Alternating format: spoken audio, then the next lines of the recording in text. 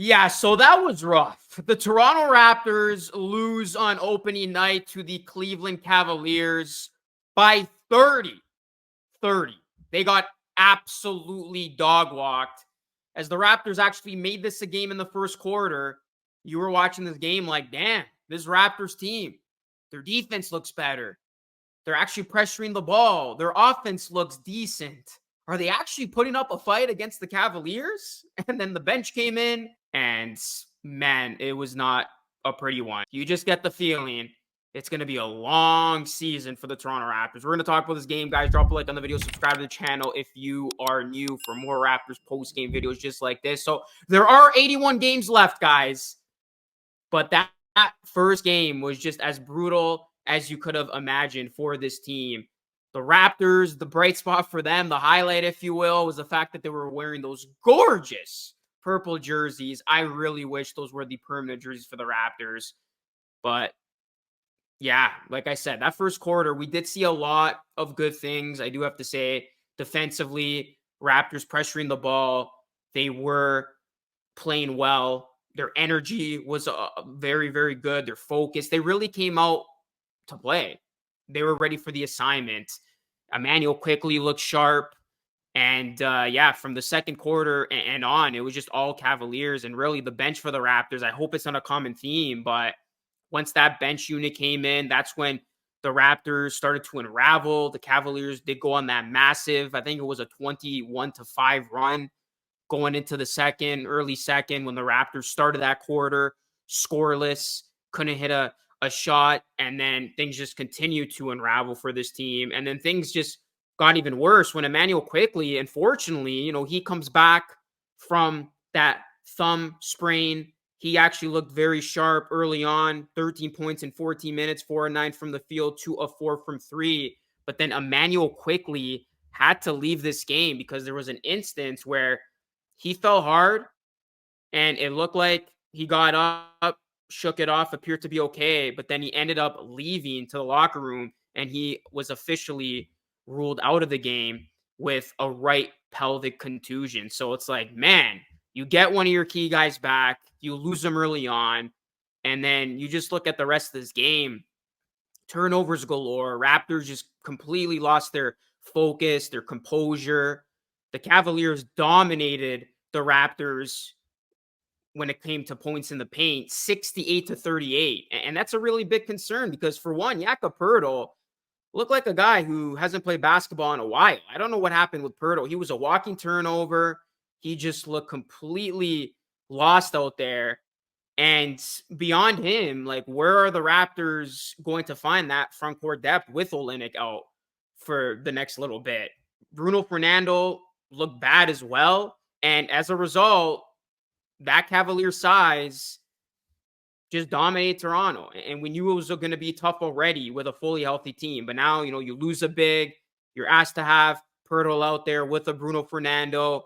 He's still trying to get into the rhythm here. He just got that last roster spot, and you're going up against the bigs of Evan Mobley and Jared Allen. Yeah, it wasn't pretty at all, as Evan Mobley completely went off. He had 25 points, 8 rebounds, 9 of 14 from the field. So you talk about the front court depth. Poeltl in particular did not have a good game. Scotty Barnes, this was one of the worst games of Scotty Barnes' career, guys. Like, he looked completely checked out. I don't know what got into Scotty. You cut him a bit of slack because this was technically his first regular season game since March 1st, but it was not a good outing for Scotty. He was a minus 33, 9 points, 6 rebounds, 5 assists, 3 of 14 from the field, 0 of 2 from 3. He wanted no part of Evan Mobley. He got outplayed by Mobley. It wasn't even close. Barnes, sloppy play, 2 turnovers, couldn't get into any sort of rhythm offensively. You saw him. He was very frustrated at times. You could tell he really let the emotions get to him.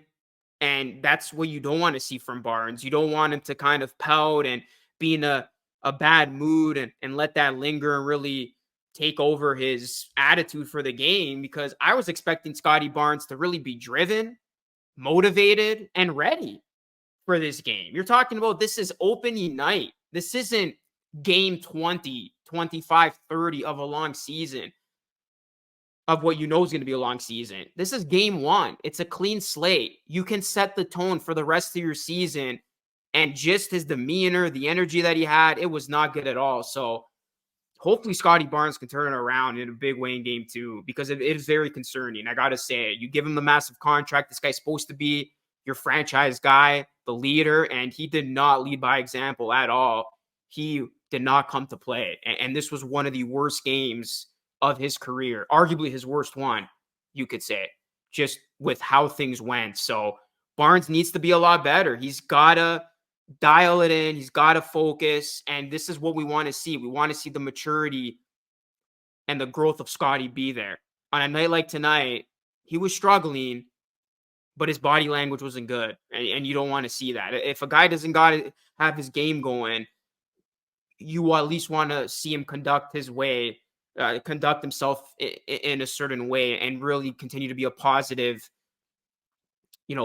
outlet out there for his teammates. But for Scottie, it just was not his night. Abaji got the start. I mean, he was a non-factor, really. Like, you wanted to see him score, especially with RJ out. 3 points, he was a -18. The bright spots for the Raptors, I would say Grady Dick. He showed you a lot of good things. I know he went 2 of 6 from 3, but 5 of 13 from the field. Had a couple of nice mid-range shots in this one. He did finish with 16 points. He had 2 blocks. Grady in 29 minutes. He's going to be a starter this season, obviously. This is a big year for him in his sophomore season, so I thought he did a lot of good things. Jamal Shed was another big bright spot. He really brought the intensity when this Raptors team was lacking any sort of energy in life. He finished this game with 10 points, 4 assists, did a good job on defensively. And then, Chris Boucher. Look, shout out to Chris Boucher. He did not play coach's decision on opening night last season.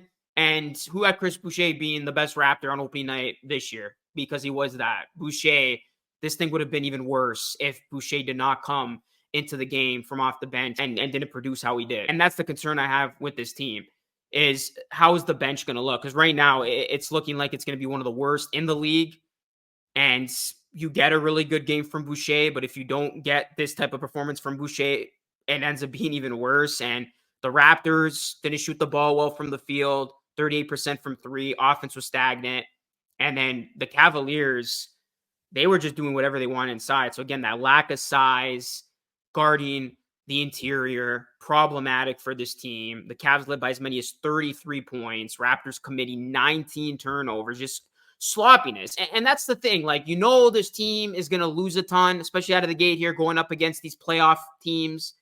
But you want to see positive things during the process. You don't want to see this where a team completely looks lifeless and flat out of the gate in game number 1. Like last season, the Raptors, I know different circumstances, but look at that opening game that they had against the Timberwolves. They showed you some things. In this one against the Cavaliers, they didn't show you a lot of good.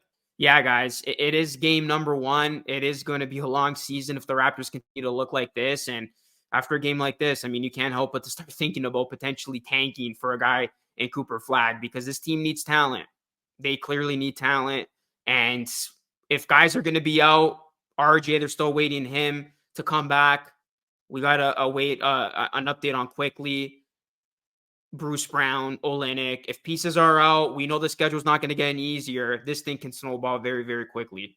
And if the Raptors look how they did tonight moving forward, it is going to be a very, very rough season for them. So, yeah, let me know your thoughts on this game, guys. Drop a like on the video. Subscribe to the channel if you're new. Plus, ring the bell for more. The Raptors get blown out by the Cavaliers on opening night.